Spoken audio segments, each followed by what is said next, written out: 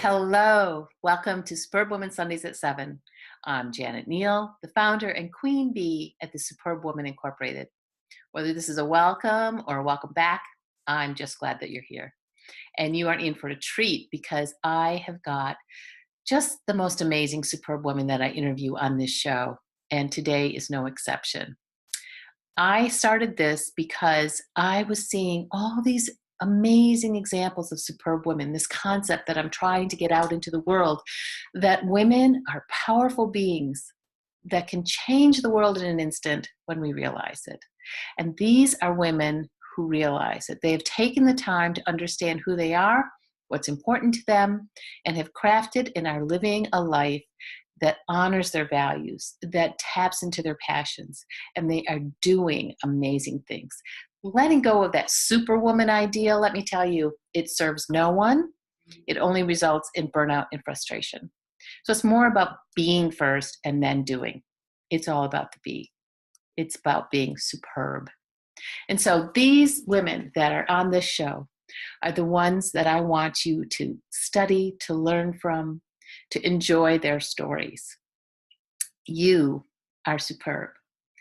Listen to their stories, and I hope you get something from them. And come back next week because we've got more and more. And leave me a message and let me know what you think about these stories and who else you think we should be interviewing. I am so delighted to be here with my guest, Marcia Butler. Marcia, welcome. Thank you so much. It's terrific to be here. I'm so glad to have you here. Let me tell you guys a little bit about Marcia. So she and I just met recently through an introduction of a friend who I think she had heard about you and said, I think this woman would be a great person to be on your show. So I took a look at it and went, I think she might be right. So Marcia and I sat down and talked, and I knew immediately that she would be a great guest because she is a superb woman, somebody who has lived life fully and has come to a point where she knows who she is and is living a life according to that. So let me tell you a little bit. Let me read your bio here. Marcia is a debut author of a nationally acclaimed memoir, The Skin Above My Knee. Let me tell you, folks, go buy this book. I just finished it, and there are no words. Beautifully written memoir, unbelievable story, which makes me want to get to know you even more, Marcia, because it is just an unbelievable story. But back to the rest of her story. Marcia was a professional oboist for 28 years until she retired in 2008. And during her musical career, she performed as a principal oboist and soloist on the most renowned of New York and international stages, with many high-profile musicians and orchestras, including pianist Andre Watts and composer and pianist Keith Jarrett. From 2002 to 2016, Marcia ran a successful interior design company in New York City, serving over 100 clients. And now, as a writer, her work has been published in Literary Hub, Pank Magazine, Psychology Today Magazine, the Aspen Institute, BioStories, and others. She's a 2015 recipient of a Writer in Residence through Aspen Words and the Cato Shaw Foundation. And Marcia lives in New York City. So again, welcome. And I want to just understand, I mean, there's the whole story of how you became an oboist and your life as an oboist. And again, buy the book. It's amazing. But let's find out. I mean, if you've had this, and in the book, you really come to understand how music is really a savior to you. And it is so ingrained in part of your personality and your life. And then you stopped and you changed careers and you did that again. So I'm really curious to find out, what was it that drove you? How did you take that time to step back that I like to talk about, where women step back and understand who they are and what's important to them? So tell us your story, Marcia. How did you go from here to there? Right. So I was a professional oboist for 28 years. So basically from 1980 to 2008 is when I retired from the music business. Mhm. In 2000, I, or actually 1999, I was diagnosed with breast cancer. And that is actually in my book. Yep. And that's kind of around where the book ends at that juncture when I have cancer. Um, and anytime that anyone has an illness like this, and it was not severe cancer, but I did go through all the treatments, surgery, chemotherapy, and radiation. One tends to look back at one's life, and you take stock, whether that's conscious or unconscious. Mhm. Um, but what happened for me was I I happened to walk down the street and go into an interior design school on 70th Street. They were having a reception, Oh, wow. and they had all the exhibition in the lobby. And I just opened the door and walked in, and I looked at all this. It was really strange, and I just asked the person there, "Well, what would I do if I wanted to take a class in this?" And she said, "Well, you start with a drafting class, a hand drafting class." And I started that class. Now, I had always been interested in architecture and I guess design. If I was younger, I might have gone back to architectural school, but I ended up enrolling in this class, and I was going through cancer treatment, and I was still performing full freight. I Oh, was not looking out to I was not looking to get out of the music business at all. I just had this sensation that I was interested in this other thing, hmm. because I'm very visually oriented. So I went and got a BFA in interior design, and I started my business in 2002. Someone threw me into a renovation, just said, "I have a friend, she needs help. Can you help?" And I said, "Sure." And I started my business that week, did the renovation by hook or by crook, and I continued to perform. So between 2002 and 2008, I was doing both. So as my interior design business grew through referrals and happy clients, thank goodness, I sort of ratcheted down the more difficult aspects of what I was doing in the music business, because I was working as at the high end of my business, so to speak, in music, and so I couldn't quite take on the hot seat positions anymore. Mm, As my business grew, I didn't have the time to practice as much, right. so it kind of folded over naturally Hmm. into interior design. And in 2008, I played my last concert. Um, and then I was a full-time designer. And it felt so organic to me. I never picked up the oboe again. I sold my instruments Oh, within a year, wow. and I really don't miss it. I really felt like all those 28 years, I guess in retrospect, I felt like I had said everything I needed to say, Mhm. and that now, like, sort of the creative instinct that I was feeling in music was directed into interior design. It felt the creative flow, for lack of a better word, felt the same to me in interior design. Mhm. So then to move forward, I'm in my business, I'm doing interior design, I'm having my clients, it's going well. And I had a website, and I started to blog in my website. I felt, I wanted to write about the things that I felt were important, and also bring in write about aspects of creativity, vis a vis being a musician and an interior designer. So I'm bringing in the ear and the eye. Oh, yeah. And so I started writing these blogs about interior design, Hmm.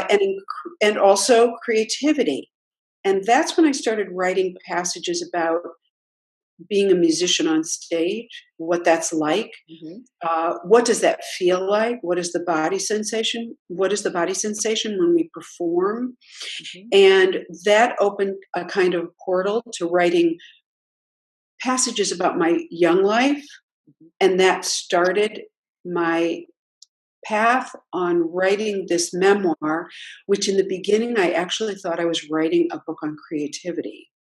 And then in a certain Surprise! I know, at a certain point, I was trying to I went to a pitch conference for writers, Hmm.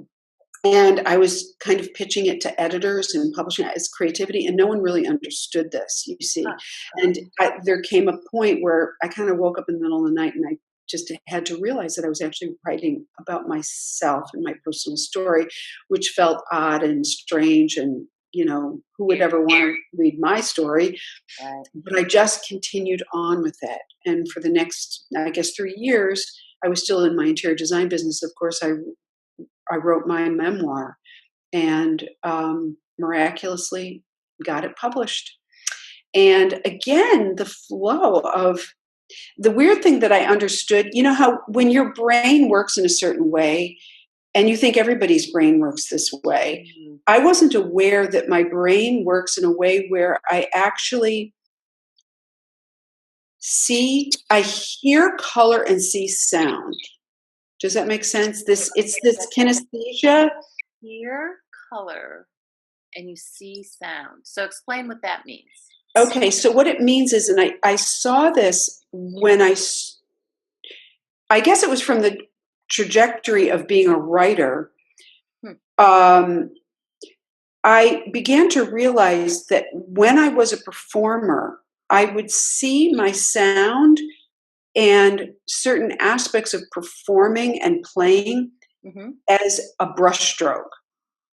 Okay. So, for instance, a broad brushstroke, Right. a pointed brushstroke, I get that. and also the color red seemed to have a certain oral quality to it, and other colors as well.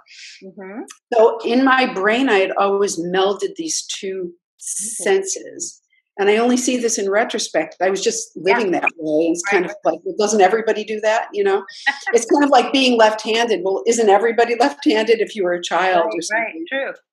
And so so I see it in retrospect, and I see somehow that this is the way that I've been able to mold these that how the forces of these three art forms have been able to be expressed through just a kind of a flow for me. So Mm-hmm. that's kind of what happened. And now, so anyway, that's basically it. And so you have this book. When did this book come out? It came out in February this year, 2017. Oh, it's just this year. Yeah. Yes. So, and you told me that you're working on a novel now, correct?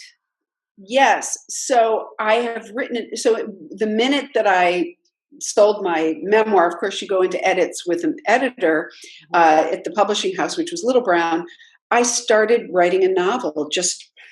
I just thought, oh, I have this interesting idea that I want to write about, and it's fiction. And so in 2 years, I wrote a novel, which is out for sale to publishers now. So my agent is trying to sell that. Mm-hmm. But in reality, I kind of see writing the memoir and writing the novel. It's the same thing. Basically the book has to flow. The pages have to have an arc. The characters have to make sense. Yep. It has to have a rounded form to it. Mm-hmm. The difference between a novel and a memoir essentially is that in a memoir, the plot. You know it Right. because you lived it. Mm-hmm. But as for a novel, you don't really know the plot. You might, some fiction writers have the plot set out and they plan it that way. Right. But many fiction writers have what we call an inciting incident, which is the premise of the novel, like the thing that it either happens in the beginning or it happens in the middle. And everything, if it happens in the middle, everything before that, from the beginning of the novel to the inciting incident, is kind of backstory. Then the inciting incident happens, and that's where the characters sort of gather their steam, and they go to the end of the novel. So I had this inciting incident that I had in my mind, and I put it at the beginning, and then I just wrote it, and I had no idea where the plot was really going to go. Wow. And in a way, the characters told me, and I had these odd moments where the main protagonist, whose name is Pickle McCardle, he just, in one day, I was writing at this writer's retreat in Aspen, and he said some stuff and did some stuff that I actually had no control over, and it was the weirdest thing. I suppose it was like being a musician on stage when the clarinetist decides to do something that we hadn't planned in rehearsal, and you just go. Mm-hmm. Exactly. He's giving you the cue in the moment, and you have to move. Yeah. So that kind of happened to me when I was writing this novel, and it was so exciting and invigorating. Mm. And I just thought, like, wow, let's see what he's going to do. I have no idea. And I want to know. And it made me love him even more, even though he's kind of a creepy character. So I just thought, wow, this guy, I am not in control of this man. Mhm. He's going to do what he's going to do. And anyway, so it kind of opened up a floodgate for allowing that idea of not knowing, which is the best place to be, I think. Yes. It's a place of allowing. I think so. I think so because, you know, I found, Janet, and I wonder if you feel the same way. When we think we know, we actually are limiting ourselves, you know, in Truly. terms of what is a potential for the future. Yep. So if we have a track, we think we're going to go on this track and we have X, Y, and Z are going to happen. Mhm. You know, I like to be in this state mostly that I really don't know. And when I'm in, whether I was a musician or a designer or a writer, the best stuff came when I just had to fess up that I have no idea what's going to happen. You know, in a concert, it's like I think I might know what's going to happen, Mm. but when I don't know, that's when you're completely open for an unknown potentiality in whatever you're doing, and that's the way I like to live. Truly. So I'm just thinking about you and your early life in music. Mm. There's a discipline, a rigor that's required in order to get to the level that you were at, um, and also um, to live in the lifestyle that you were living at the time, in your family and your personal life. I can see where the rigor, um, the what do I want to say here? It's not the allowing. It's more the discipline of it that actually helped you through those difficult times. So where was it in your life? What was it that made the shift for you, that you did begin to allow, that you had this realization that life flowed better when you allowed it? Right. Uh, I think I was able to access both of those worlds simultaneously, even from a young age. Mm. So, in my background, I came from a very chaotic background and disturbing background, which I talk about in the book. I write about, and for me, music in many ways created a vessel in which I knew exactly what I needed to do and I wanted to get better. And so at a very young age, I many musicians who are professional musicians, you just have to practice. You have to sit in the chair and practice. At least for classical music, you have to practice many, many hours a day. Mhm. And one of the things that comes along with practicing many hours a day is being comfortable with discomfort, Mm. because most of the time when you're practicing things that you can't do. You don't practice music that you know and have learned, and what a nice thing to just, Mhm. I mean, that you perform those pieces. You Right. don't necessarily practice those. So Mhm. in a professional musician's life, we're always practicing the thing that is in the concert the next night, in a week hence, and so forth. And what you have to do is to be able to tolerate Mm. the times in the practice room where you can't play it and it doesn't sound so good. And there's no other way but to stay in the seat and do it. Mm. So this is something that has held me in good stead for many, many years. Yeah. And in my personal life, also just tolerating bad choices that I made and being in dangerous situations, which I Right. also tell about in the book, is that, that tolerance of discomfort, it kind of was a two-way street because I Exactly. stayed in the Yeah, bad that's situations, very true. but I also stayed in practicing and trying to get better. Mhm, mhm. So with that is this duality that is, I believe that I sort of lived, which was that if I stay within this rigor, this discipline, this continual ability to stay in not being able to actually do what you want to do, which is what people jump away from immediately. Like, well, I can't do this, so I'll go on to the next. Exactly. It's the stay with itness, which allows you to then, when you get into it and you understand it and you understand it's part of the game, it's part of what you have to do, that's when this whole world can open up of accomplishment and understanding that it's only through that passage that you can get to something that you never imagined. You can only imagine it and get to it when you stay with it. Right. And only those options show up when you've gone this long path. That is what I have learned through three disciplines. It's like there is no other way to do it but to sit and do it and feel uncomfortable. And when you understand that being uncomfortable is part of the process, it's not all good in the feeling inside.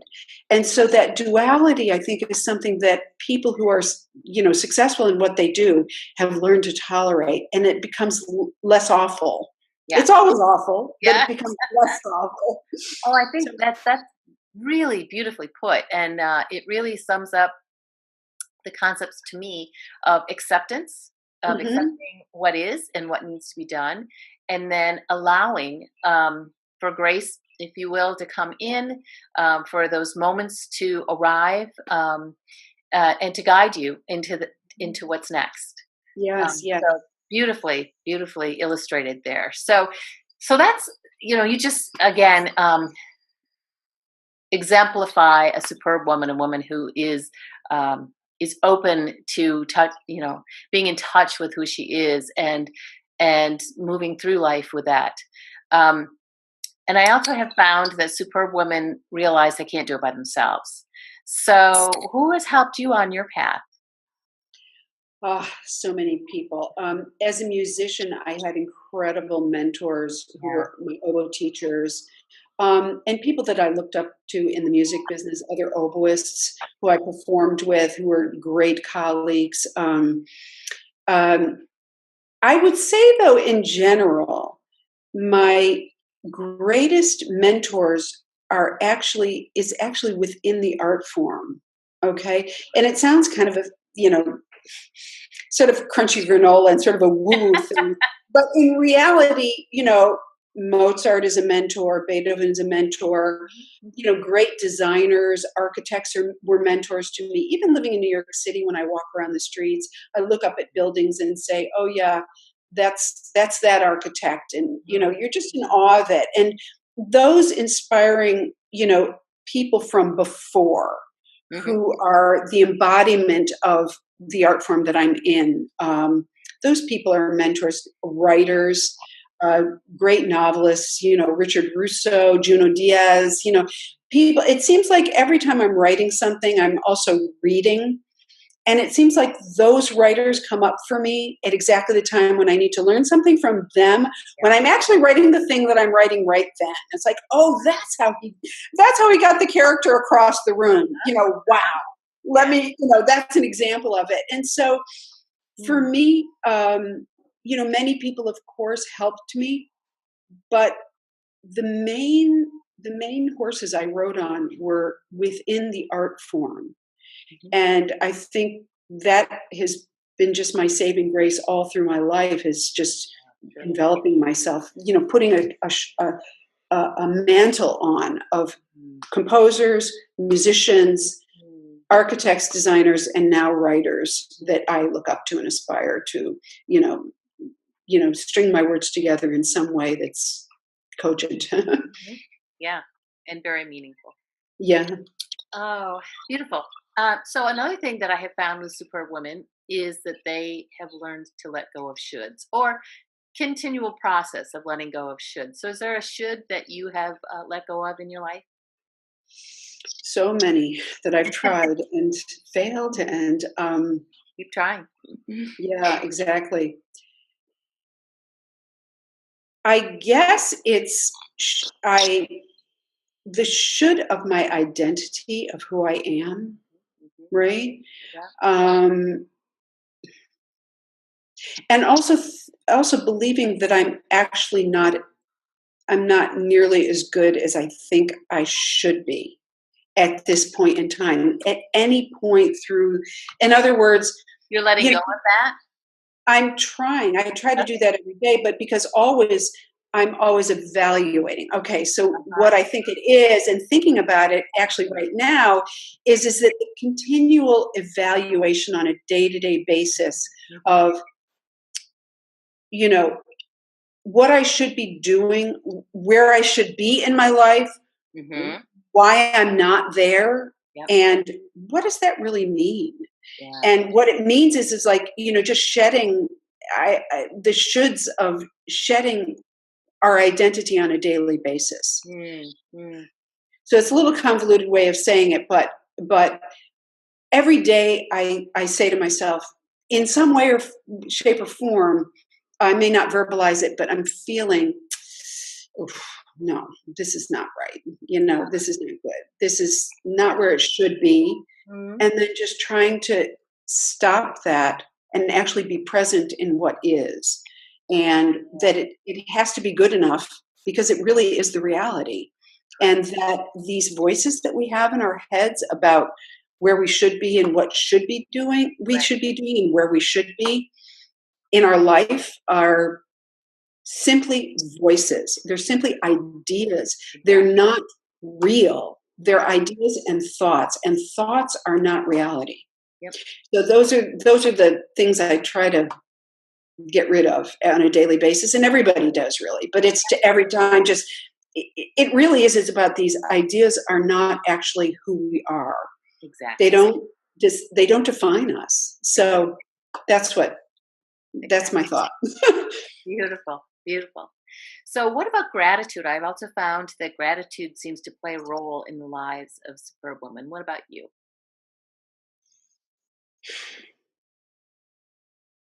I think gratitude that every day I find some space every day. Mm. There are spaces that are not so good every day. Right. But I do find space that is an opening of feeling calm and peaceful every day. Mm. That's what I'm grateful for, is Yeah. I'm able to like somehow things just dissipate and fall away because I'm every day trying to actually accomplish a great deal. I really work hard every day. Mhm. And that can get itchy a lot. And so I'm grateful that every day it kind of dissolves at a Mm. certain point for a period of time. And that's and I'm aware of that happening at the moment. And so that's really what I'm grateful for is that every day I have relief in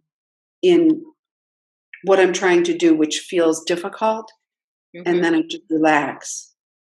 That's what I'm grateful for every day.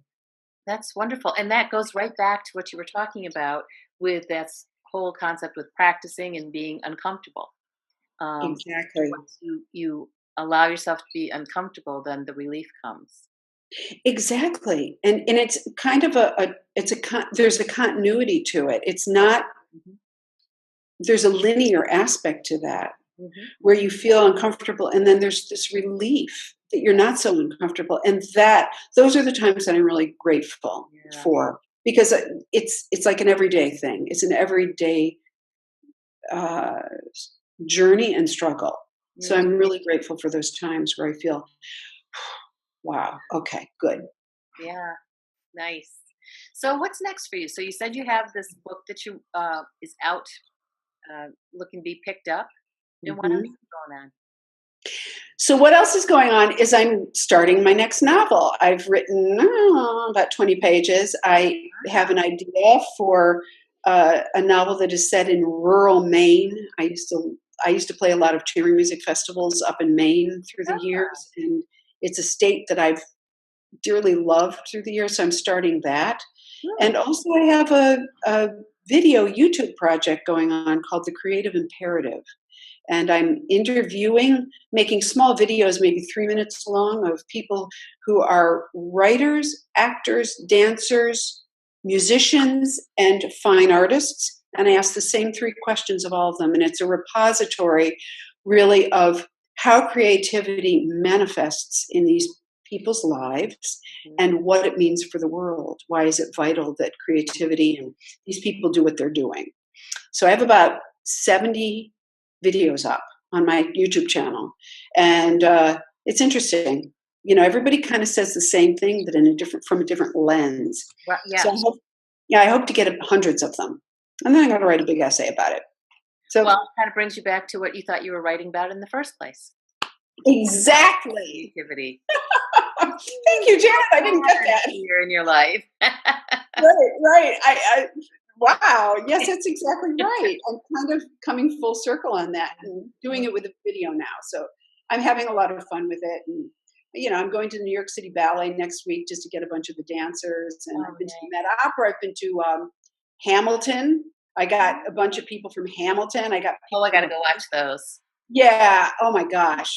Incredible. And I got some people from A Bronx Tale, but also the Metropolitan Opera and, many, many musicians because I know so many and Right. a lot of writers too. So it's Yeah, fun. Yeah. that's excellent.